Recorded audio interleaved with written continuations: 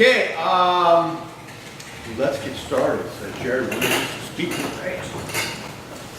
So really excited to have Barbara here. She's had a rich career studying potentially controversial subjects. She's coming from Indiana, but she did her PhD at Davis and then 2 postdocs. One with the famous Marzloff, who recently gave a talk in Humboldt in Washington, and then also at Humboldt University, but not the Humboldt here, the Humboldt in Germany. So there's actually 2. It's confusing. And she has a tendency to study wildlife that people hate: ravens, crows, rattlesnakes, ground squirrels, and their interactions. And it's actually kind of cutting-edge research in the sense that urban ecology is really important to conserve a lot of the communities of birds that we care about. And that's what she's going to be presenting on here today. So without further ado, Barbara Clucas. Thank you, Jared, and thank you guys for inviting me out here. So this research I'm going to be talking about today is from my postdoctoral work, which, as Jared said, I did with John Marzloff up in the University of Washington. However, I spent my first year of that research project in Berlin, and then there also research was done in Seattle. So we were comparing the 2 cities, Seattle and Berlin. And I'm now at HSU. And so the title of my talk is Why Urban Ecology is Important for Avian Conservation, and I hope by the end of this talk that I will have convinced you that it is important. All right, so without going any further, I'd like to thank some of my collaborators. So this was a large-scale international project, so there were lots of people involved. So first, my postdoctoral advisor, John Marzloff, as well as the economist. I'm not even going to try to pronounce his last name, but my associate here, Sergey, who's also at the University of Washington, who helps with the willingness to pay analysis that I'll be talking about today. And then here is part of my crew that was working with me in Berlin. So Helena Frank and Sonia Kubler. They did the human surveys in Berlin for me, since my German is not good enough to do human surveys. And Sonia and Peter Werfit also helped out with the point counts that were done in Berlin. And there were also countless other undergraduate students from the University of Washington that helped me out as well. All right, so I'm going to start my talk with this image of an urban area, which could be any urban area globally. And so back in 2008, somewhere in the world, someone in a rural area made the decision to move from a rural area into an urban area. And with that decision and many other people's decisions of moving from rural areas to urban areas, 50% of the humans were then living in urban areas. And so this is a turning point in 2008. And it's projected that this is going to increase to about 70 to 80% in 2050.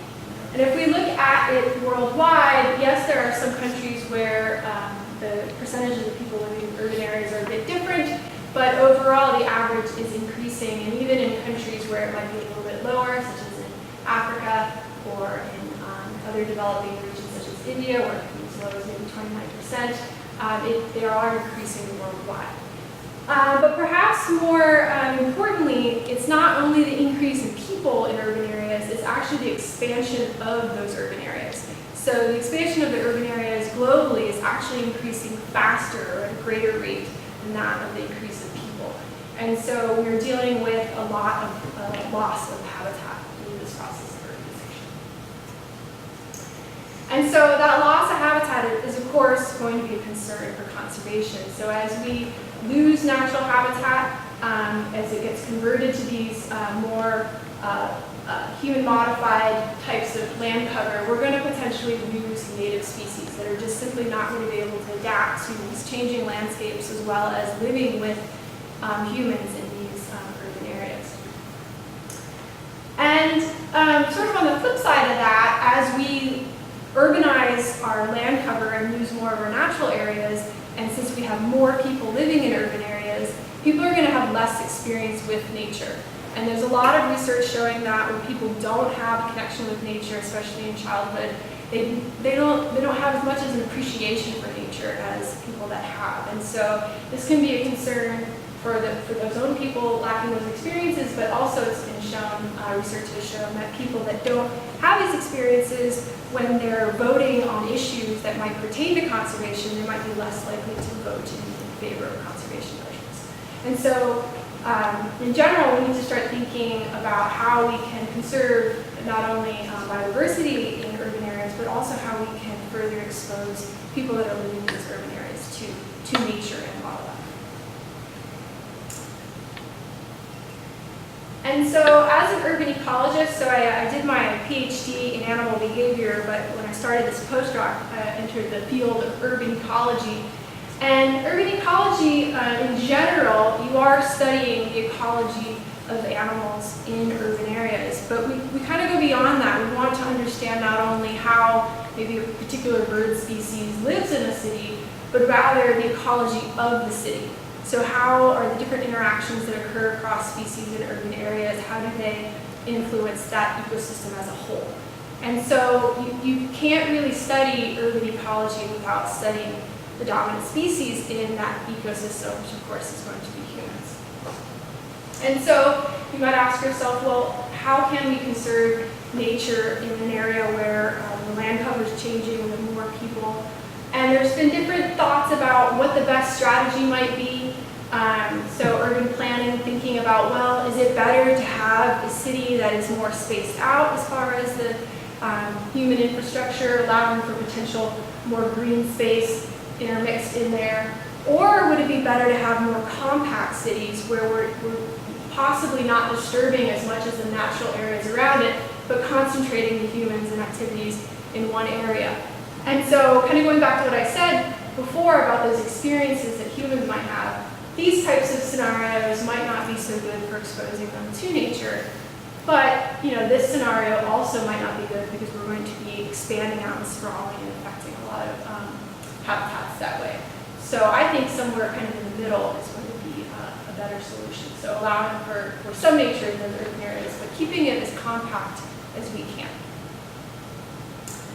And so, as I already mentioned, the sort of key to urban ecology is going to be then integrating humans into this research. And so, coming out of my PhD, I've been studying rattlesnakes and ground squirrels and being out in the field in very remote areas. And it was a big challenge for me to then start to think, okay, now I need to study humans. And so, to go out and do human surveys. And so that was a challenge, but it really, getting into this field of urban ecology, I really saw the necessity to start studying people, because you just, as I said, are not going to understand an ecosystem if you're not studying the dominant organism in it. All right, so some of the questions that I'm interested in, and ones that come up when thinking about how to integrate human behavior into studying an urban ecosystem. To start would be, how do humans interact with other species in these urban systems? And then following, how does their behavior then influence other species? But also, we can think about how species can influence humans. And so, in urban areas, probably the first thing that might have popped into your mind when thinking about wildlife in urban areas is probably birds. So birds are unique in the sense that some of them do really, really well in urban areas and have adapted to living with humans. However, there are others that don't do so well. But they also provide a species, they're also a species that provides an opportunity for humans to interact both in watching them, as well as potentially attracting them to their homes and yards for enjoying watching them there. And so my research that I'm going to be talking about today really focuses on the interactions between people and birds in urban areas. And I'm going to be answering several questions following those general questions I just mentioned. So first, I'm going to address, how do humans interact with birds? And then, how does this human behavior, those interactions, influence bird behavior as well as diversity? And then I'm going to take a look, I don't have any of my own data looking at how birds influence humans. However, I did do some surveys looking at how humans value urban birds in an economic sense. And then I'll give some examples at the end of how other studies have shown how birds can influence people. All right, so I think it goes without saying that there are many challenges for birds as they are either moving into urban areas or their landscape around them is changing into urban areas. And so when we look at these challenges, they, of course, include altered habitats, having to deal with very different scenarios than they would in their natural habitat, as well as human disturbances, and novel predators, which in most cases are going to be things like house cats or something like that. But as I mentioned, some species do really well in urban areas, and so they're going to take advantage of some of the resources that are available. So there could be novel food sources, such as these jungle crows in Japan are enjoying this pile of trash, which we think is trash.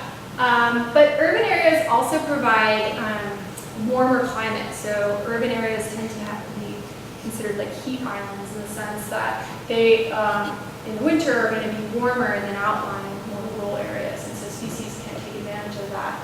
And even though there are novel predators, there also tend to be fewer natural predators in urban areas. So they might escape those types of predation risks.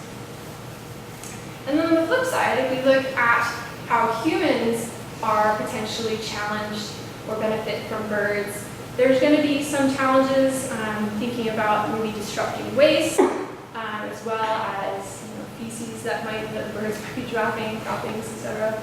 But also more recently thinking about disease transmission can also be a potential challenge.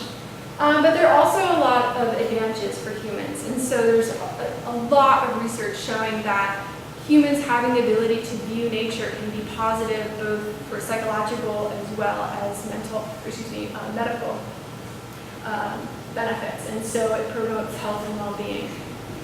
And birds in nature also obviously provide an aesthetic quality, and they also provide some ecosystem services such as decreasing insect pests. All right, so today I'm going to go over several research objectives. So starting with, I want to examine what factors influence the provisioning and discouraging behavior of birds. And so provisioning with birds, that's going to be providing nest boxes or food. And discouraging behavior is going to be anything that humans are doing to try to get birds away from their home and yard. And I'll go into more detail of what those are later on in the talk. And then I want to test the attitudes and actions of humans and how they then influence bird behavior and diversity. So how do these actions of provisioning and discouraging, how do they then influence the way birds perceive humans as well as the diversity that we see in urban areas? And then finally, as I mentioned, I'm going to show you guys an economic analysis looking at how humans value urban songbirds in particular. So my methods are pretty straightforward. For the humans, I did some human surveys. I had my assistants doing those in Germany, and I did the ones in Seattle. And then we did point counts for the birds, so simple bird surveys. And then we, with the help of the economist, I looked at expenditure and willingness to pay analyses of those. And so I'm going to go through each of these different surveys that we did and show you the results from them. But to begin, I want to show you my study sites. So I picked these two photos of Berlin and Seattle to show you how remarkably similar they are. They both have a large tower in their city center. But that aside, they actually do have many similarities. They're actually close to the same latitude as well as somewhat similar climates. And they also have similar population sizes, so right around 3 million people or a little over 3 million people. And they also have a lot of green, both kind of within the city, but also as you move outside of the city, going into the more rural areas. And so throughout my talk, whenever I'm showing something about Berlin, I'm going to be using the color yellow, and then whenever it's going to be about Seattle, I'll be using the color blue. Keep that in mind. All right, so another mechanism that I'm going to use, and I'm going to talk about this throughout the rest of the talk, is something called an urbanization gradient. So it's a way that we as urban ecologists can study how potentially things have changed. So instead of looking at changes over time, we're going to look at them across a spatial scale. And so to do that, we do our surveys across this urbanization gradient, starting in the most urban areas, which tend to be in the city center, moving out to sort of higher density suburb type areas, light suburban areas, which are going to have more vegetation cover and less density as far as humans, and then the rural areas, which are going to include much more spaced out housing as well as much more natural habitat. And then we also have our forest sites, which are obviously more natural.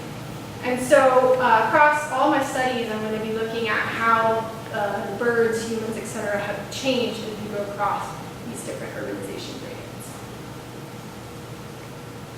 Okay, so this first phase, human surveys, just to give you a general overview of what we did about 30 to 50 personal interviews per site, and I forgot to mention, but let me just jump back here real fast, that in each of these urbanization levels, we had 2 study sites in each city, so we'll have 4 replicates across both cities in total for each level. Okay, so the personal interviews done in each site, about 30 to 50. And we asked them a wide range of questions, but the ones I'm going to focus on today, looking at their attitudes and actions, include if they fed birds, if they discouraged birds, and then we also asked them what they did to discourage birds. And then we also asked them if they allowed their cat outside. We also asked them some questions trying to gauge how they value conservation or protecting wildlife, and so we asked some questions about that. And then finally, we asked some demographic questions, such as age, gender, etc., that we thought might influence some of these factors we were interested in. All right, so I'm going to jump right into the results here. And so we have results from Berlin and Seattle, and so these are comparing the two. And we found actually in both cities relatively high levels of feeding and providing nest boxes. So I want to have the numbers right here. I think it was about 55% of Berliners are providing food, and it was 45% in Seattle. However, even though they were similar, there were statistically more people feeding birds in Berlin than Seattle. And also a big difference, many more Berliners provide nest boxes than those in Seattle. We also found that Berliners placed a greater importance on conservation and environmental issues, and they had greater bird identification, which is kind of interesting in counterpart here that in Seattle they had greater number of education years. And then in Seattle, we also found that they discouraged birds more often, and that about 25% allowed their cat outdoors. And I should have mentioned that this particular question was only asked in Seattle. We didn't have that data for Germany. And then we also found that in Seattle they belong to more conservation organizations. So it's interesting, some of these differences, and I can speculate that some of them might be cultural, but it's interesting that even though Berliners placed greater importance in conservation, they weren't as likely as Seattleites to actually belong to a conservation organization to donate to. All right, so I wanted to look at how the different factors that I had collected, how that might influence the provisioning behaviors that we saw. And so in general, people that were older, people that had owned their homes, and this is particular in Seattle, and people that lived in more suburban and rural areas were much more likely to provide birdhouses as well as feeding for birds. And we didn't find any effects of gender, education years, income, job status, bird knowledge, importance of conservation, or conservation organizations membership for these factors. So for the factors that are influencing discouraging, I thought this is best shown by a graph. Again, Seattle is here in blue, Berlin is in yellow. And what we have here is the percentage of residents that are discouraging birds. And you can see that it's quite high in Seattle, in particular in the rural areas. So again, this is our urbanization gradient, moving from urban, dense suburban, light suburban, and rural. And so to give you an example of what these discouraging behaviors were, they were from anything from running after birds and clapping their hands or throwing rocks, to actually shooting and killing birds, or setting off pyrotechnics to discourage birds, in particular crows, out of their yard. So some of these methods were lethal. Whereas in Germany, there were people that were doing things to discourage birds, but none of them were lethal. So usually they were something like chasing them or potentially putting out a fake owl or something like that to discourage them. So we definitely saw a greater amount of discouraging behavior in Seattle, and that was mostly in the rural areas. All right, and then when looking at the factors that are influence whether people allow their cat outside or not, so this data is only coming from Seattle, as I said, and I originally wanted to compare cat owners that allowed their cat outside and those that don't, but unfortunately I had too few cat owners that didn't let their cat outside to do the comparison. So what this chart is showing you is the results of comparing these outdoor cat owners, how they compare to what we would expect them to. And so these percentages show you the age, so this first one in yellow here. So this is suggesting that the mean age of people that allow their cat outside to be 45, and this was not significantly different than what we would expect. And the second one, education years, was about 15 years, and again, this was not significantly different than what we would expect. However, for this next one in green here, the people that said they valued conservation, so they valued it as a very important thing, 63% of cat owners were saying that they thought conservation was something that was important, and this was greater than we would expect. And also, and I'll get into this more later, it's also in some ways a little counterintuitive if you think about what cats can do to birds. And then belonging to a conservation organization membership was not higher than expected, but the one that really gets me is that the percentage of outdoor cat owners that also then feed birds. So 63% of these people are also feeding birds while also letting their cat outside and also thinking that conservation is really important. And so those things don't line up as we expected them to, and I'll talk more about that at the end of my talk. Okay, so that was the human side of things as far as their the way they interact with birds. Now moving on to the bird surveys, and so we tested the birds in two ways. We looked at their behavior towards human as well as their species richness and composition. And so to test how birds react to humans, the typical metric is to take the flight initiation distance. And so this is simply if you were to spot a bird and you were to then walk towards that bird, at what distance between yourself and that bird does the bird take flight or move away from you? And so the longer the flight initiation distance, the more wary the bird is of you. It's going to fly sooner, so it wants to get away. And so we tested this across 3 different species in each city. And so in Berlin, we looked at the hooded crow and the house sparrow, which is not an invasive species in that country. And then we also looked at European starlings, which are also not an invasive species in that country. And then in Seattle, we looked at American crows and American robins. And then we also tested starlings in Seattle as well. And we picked these species on purpose. We wanted to study a species that is generally disliked, which is the crow species here, and then species where people are generally like those birds. So again, in Berlin, the house sparrow is not viewed as it is here in this country. It's a native species that people like, and likewise for the robin. And then the starling sort of fits in 2 camps, so it's going to be generally liked in Berlin, but generally not liked in Seattle because of its invasive nature. All right, I'm going to show you this graph, and I'm going to apologize right away because there's a lot of information here, but I'm just going to walk you through it, and I want you to see several patterns.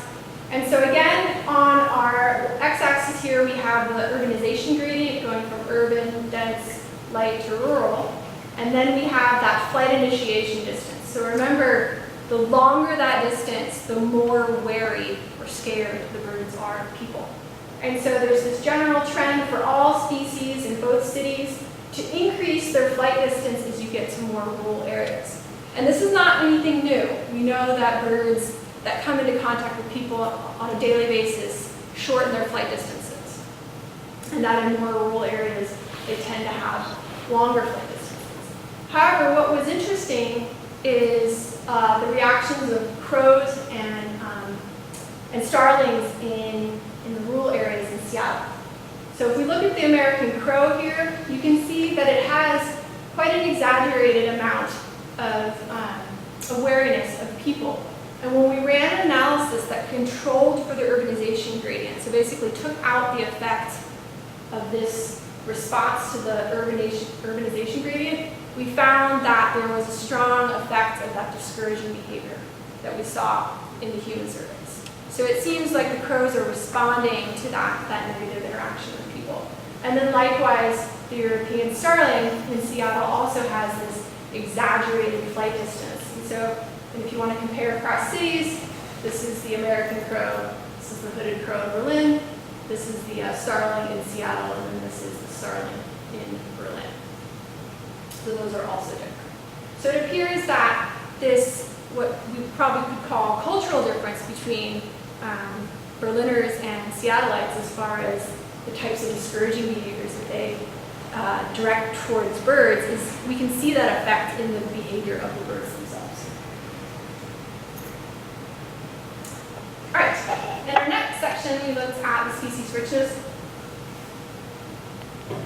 and composition. So these are with point counts that were done 4 times across the breeding season.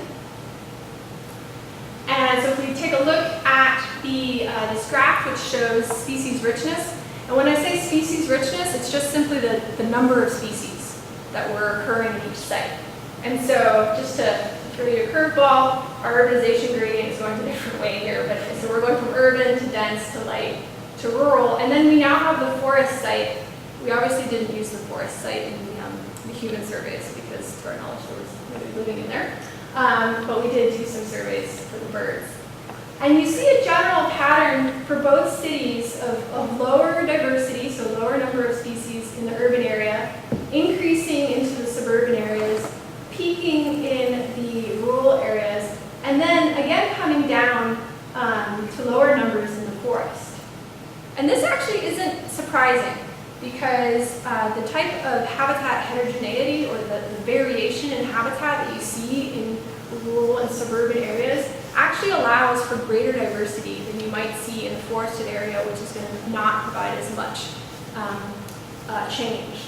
And also, obviously, these are including introduced and invasive species, so they can definitely play a role as well. Another pattern I want you to see is that the differences, or sort of like the peaking point in Seattle, is a lot higher than that in Berlin, as far as it going up and then coming back down, versus Berlin, which does go up, but it's a little less dramatic. And this is just speculation on my part because we just have 2 cities to compare.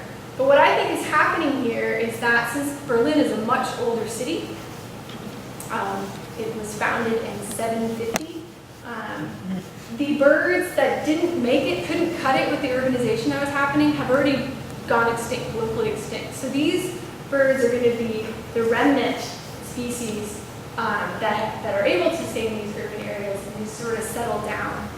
Whereas in Seattle, even though we see a high diversity here, this might be a lot of species that, yes, we can see them, we can hear them, but they might be on their way out. And so they're still kind of clinging on, but since Seattle is a relatively new city, founded in 1859, there hasn't been sufficient time for them to go locally extinct as there has been in Berlin.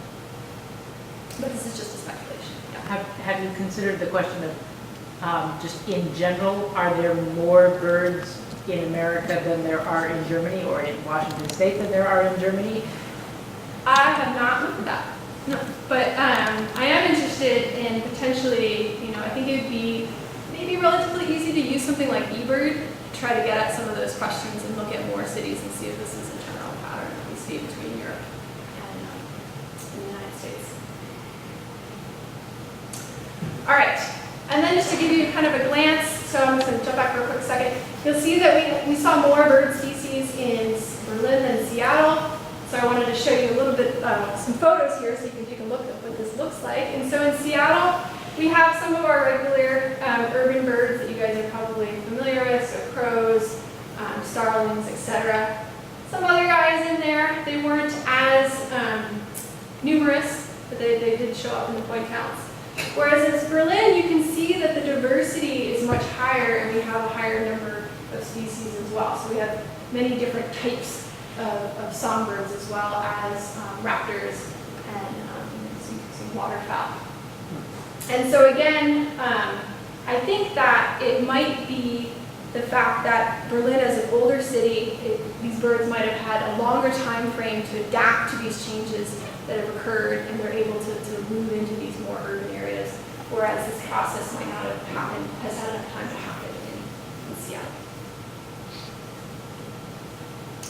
Okay, so this next chart here is essentially looking at species composition and the similarity of the types of species that we see across our urbanization gradient. So essentially, if we had all the same species across our urbanization gradient, we should see these percent similarities to be 100%. So essentially, anything as we see here, they're not 100%. So for example, in Berlin, if we compare the urban and the forest area, they only share 18.5 species in common. So that means they're not as similar as the species that occur from the urban area to the dense suburban area. But what is interesting here, so yeah, we would expect there to be the biggest difference between the urban and the forest area, and for them to get more similar as we move to levels of urbanization that are more similar. But the interesting here to me is the fact that this pattern differs between the two cities, and it kind of follows what I was talking about before. And so Berlin, again, having a longer time frame, they tend to be more similar across the urbanization gradient. But if we look at Seattle, these similarities are quite different. In fact, these last two here, so if we compare urban to rural and urban to forest, are significantly different. And so they only share, for example, the urban and forest, they only share about 6%, which suggests that, again, the difference between the species is greater in those instances. And so I would just show you guys a schematic or some photos of that. So these are species that are occurring in the urban area that aren't then occurring in the forested area. And then these are species that are occurring in the forested area and that are not occurring in the urban area. And so you can see just by looking at these types of species, obviously some of these species are pretty forest dependent. They're also, some of them are insectivores, and so again, they're not going to do well in urban areas compared to these guys, which tend to be more commensal species that do well with humans and potentially using resources that can be found in urban areas.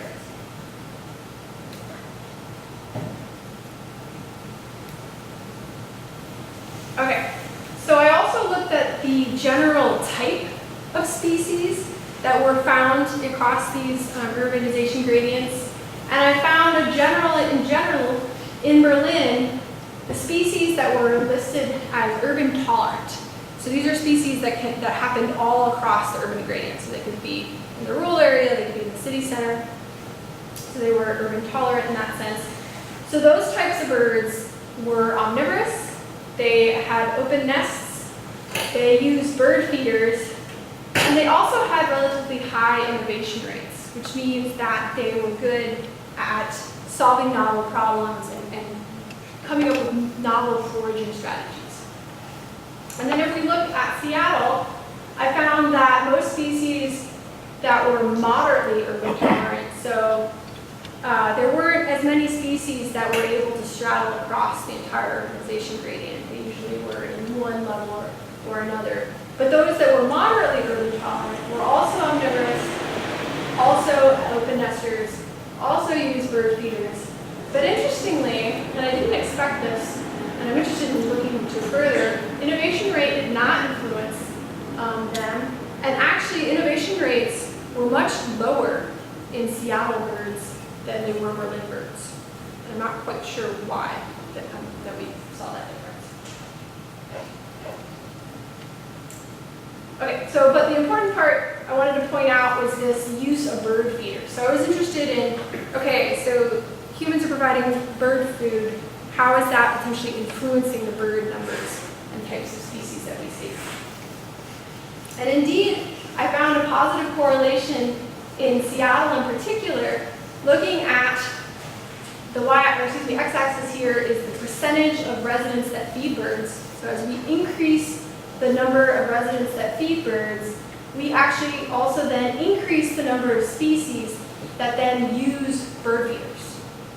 And so this is a correlation analysis. So it's also just as likely that the fact that there are more bird species that use bird feeders cause people to put out more food. So I don't know which direction that is. But one thing that sort of points towards maybe humans making that influence is that if we look at the same chart, but we look at the number of birds that don't use feeders, we don't see this relationship. So as we increase the number of bird feeders, residents that feed birds, these other bird species that don't typically use bird feeders, we don't see that positive relationship. So it doesn't seem that that is something that's influencing them. And I always forget to mention this, but in this analysis here, I removed hummingbird feeders and hummingbirds since they're unique and they're going to be the only species that actually uses the hummingbird feeder, so they were removed. Although they were quite prevalent in Seattle as far as the number of people that provide hummingbird feeders. Okay, so that was our human surveys, our bird surveys, and I'm going to end with our economic analysis looking at bird food expenditure, so how much do people spend on bird food annually, and then also their willingness to pay for urban songbird conservation. And so I'm going to call what people spend on on bird food the revealed expenditure, because this is something that they have already spent. So we asked them, how much do you spend annually on bird food? And if they didn't know annually, we asked them to break it down into a month, and then we worked it out that way as how many months of the year do you actually provide bird food, et cetera, et cetera. And we got these averages for Berlin and Seattle. And so although these numbers look different, as far as Berliners providing about $11, Seattle Lights providing about $49, we think that this difference is more due to the difference in income that these two cities have. So if we look at these as the percentage of the median household income, they're more similar, although Seattle is just a little bit more. And so people are spending, relatively, I would say decent amount of money on bird food, yeah. Was that per year or per month? Per year. That's not very much. Yeah, so I don't know if you noticed over here, we have quite a high difference. We did have some people that were spending up to $1,000. I mean, you could, spend $20 a month on a bag of birds a year, a couple bags, if you were an avid bird feeder. Yeah, so remember these are across all people too, so these are going to be throwing in a lot of zeros as well. I mean, does this include everybody, even those that didn't feed birds?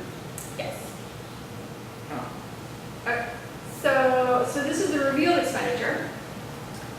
And then if we look at the stated expenditure, so this, I'm going to call it stated because we asked people how much they would be willing to pay. So, this is not an amount that they actually paid yet.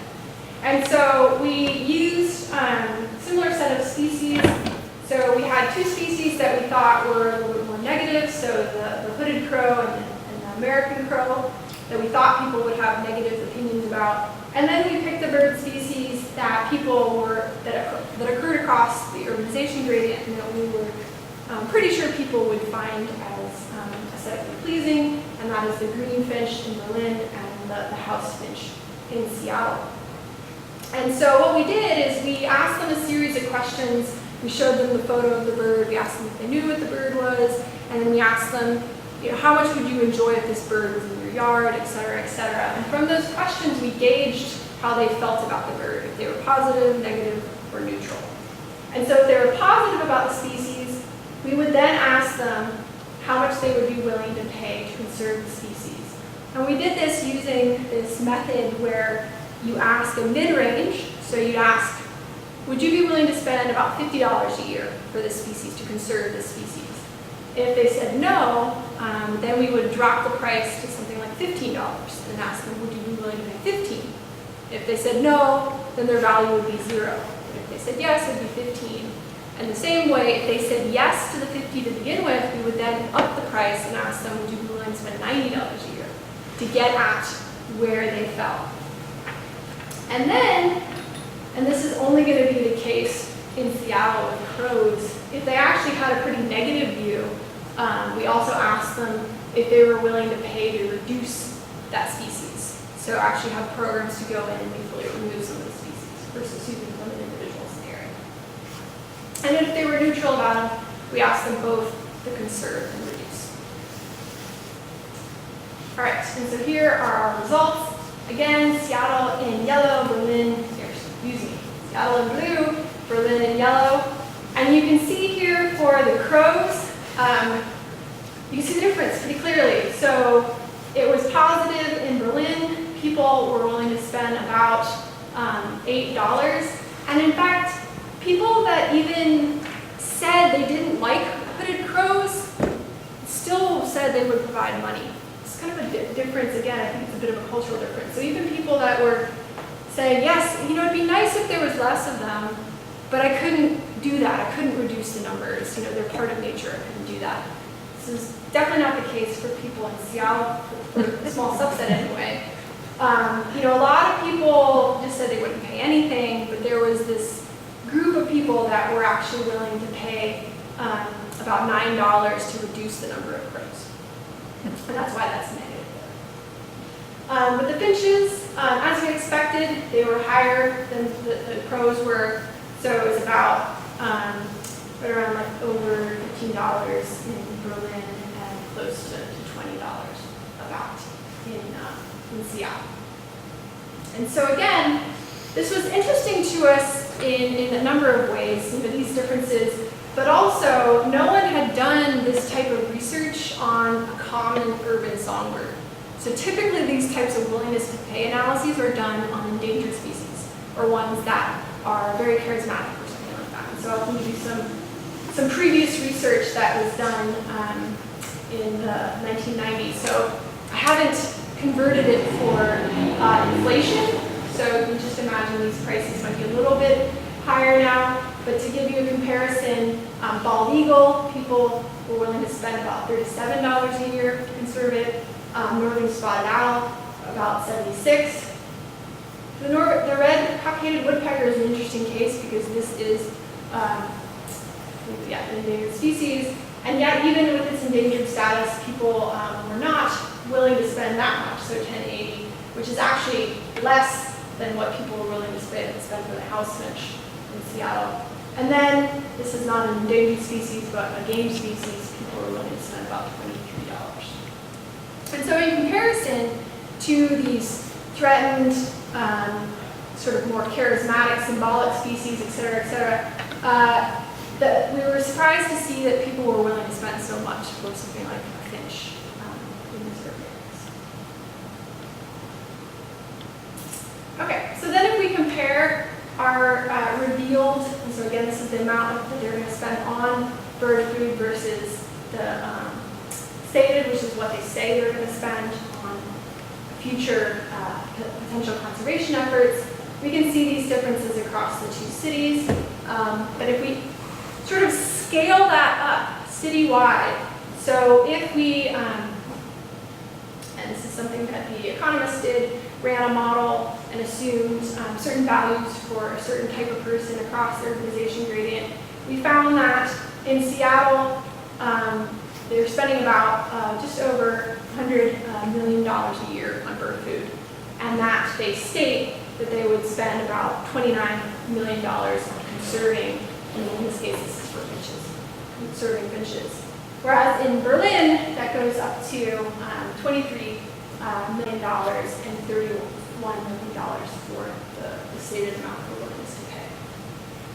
And so I think the interesting thing here is the difference in the magnitude of the difference. And so you can see that people spend much more money on bird food than they say that they would spend on conservation. But that difference is a little smaller, and actually it's flipped in Berlin. And I think it's an interesting thing, and again, this is just speculation, But it might be that in Seattle, people value more the private type of good. So I'm going to put bird food out because I want to attract birds to my house, and I'm willing to spend, a good amount on that. But, even though they weren't willing to spend some money, it was less for the sort of public good, so conservation for the species, and so not necessarily, bringing that bird to my backyard. Okay, so summary of results. Humans in both cities were relatively high provisioning rates of food, of nest boxes. There's this disconnect for outdoor cat owners. So even though they said they valued conservation and they fed birds, they were still allowing their cat outside. And I think that this disconnect could come from several things. It could be that they misinterpreted or didn't understand the questions that were asked of them about conservation, so maybe they actually don't value conservation that highly. But it might also be that they don't know the connections between allowing their cat outside and how that might affect local songbird populations. And we also found that there were relatively high economic valuation of birds in both cities. For the birds, we saw some behavioral changes. We saw that species richness was influenced by urban gradient. And I think most interestingly, there was this potential change due to human feeding of birds. And I think this is important as we move forward in thinking about conservation in urban areas, that if are we favoring certain types of species by putting out, seed-only type of bird feeders? Are we actually filtering or selecting these species? Versus if we are using more varied types of bird foods, putting out maybe insects or something like that, or providing habitat that would be conducive for insects to promote insectivores, how that might change and allow for a greater diversity of birds beyond just those things, typical birds feeders. So these differences, I've kind of already alluded to the differences between the two study sites. Again, these are just two cities, and so I can't really say, too much about Germany versus America, but there have been studies looking at how humans, their perception of animals, and a study done by Keller in 1994, and he did find that Germans tend to be more moralistic and naturalistic towards animals, meaning that they value them and they value their lives. Whereas Americans tend to be more utilitarian and negativistic about wildlife. And so thinking about wildlife more of what benefit could it give me as a human rather than having its own value in its own right. And also the two different cities have different socio-political systems. I alluded to this a little bit before with that private versus public type of expenditures. And so Berlin, obviously in Germany is a socialist political system, and so they're more used to paying higher taxes or providing for a common good than we are in this country. And so that the question that we asked about the willingness to pay, would you be willing to pay money for this public conservation program? That might be why we saw the bigger difference in Seattle between how much people spend on bird food and what they would spend on conservation. For the birds, I've already gone over this, so just briefly, Berlin, the older city, we see that greater diversity in the city center, and we see lower beta diversity, which is alluding to the fact that the species composition is more similar across the urbanization gradient. And that in Seattle, that we saw those greater levels of diversity, but as I alluded to, it could be this concept of extinction debt, which means that we have species that are there and they're maybe in good numbers now, but they might be on their way out. And so maybe in 20 years from now, they're no longer going to be in those particular areas. So that peak of diversity in the rural areas might start to go down. Okay, so to end, the connections between birds and humans, I hope that I've shown you that there are factors about humans that are going to influence what they do about birds or towards birds, and that those interactions can be negative, they can be positive. In some ways, feeding birds, it's not all positive. there's the process I was telling you about of selecting certain types of species, but we can also increase transmission of diseases. And actually, there's, not in this country, but it was in New Zealand, or it might have been Australia, they've actually shown that by feeding birds, you promote invasive species, and it's not very good for the native species. So there might be in some cases where if you want to promote biodiversity, feeding birds is not a good idea. And then I didn't get at, in my own research, how birds then influence humans, but I wanted to share with you guys some data, which I think, since you guys are all part of the Audubon Society, you would not find too surprising.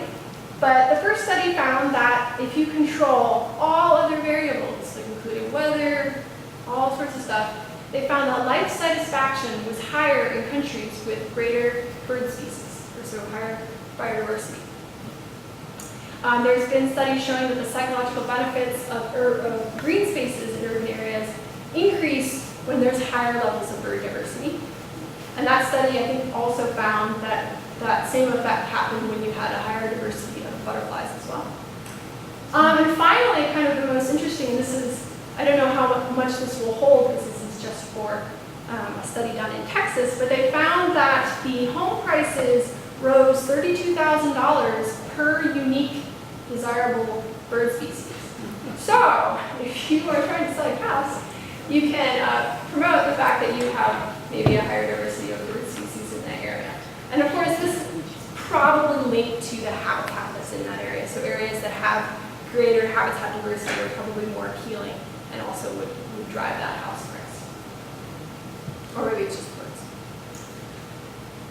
All right, so to end, I hope that I've shown you that humans value birds, that birds can provide a view of nature, and so having higher diversity levels of birds in urban areas I think is going to be a win-win situation as far as trying to promote more habitat for the birds, but also allow humans to have a better view of nature. And that bird feeding, when done correctly, can really provide this connection to nature, which is important. So I'm going to leave you with some questions. How or should we increase biodiversity in urban areas? So I talked about birds a whole lot, but if we think about those same questions with mammals, you might start wondering if it's a good idea to have higher levels of biodiversity of mammals in urban areas, especially those that might come into more conflict with humans. And then also, can increasing biodiversity or the connection with nature in urban areas increase conservation behavior in humans? So as I mentioned at the beginning of my talk, so having that connection with wildlife, can that then have people be more interested in conservation both in urban areas but also outside of urban areas and potentially try to increase conservation awareness and education in urban areas and beyond. And so with that, I'll leave you with my acknowledgement side, and I'll be happy to take any questions.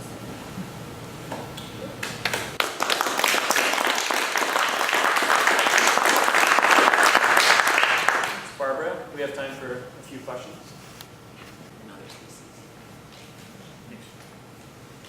I'm listening to you and I was thinking inversely here.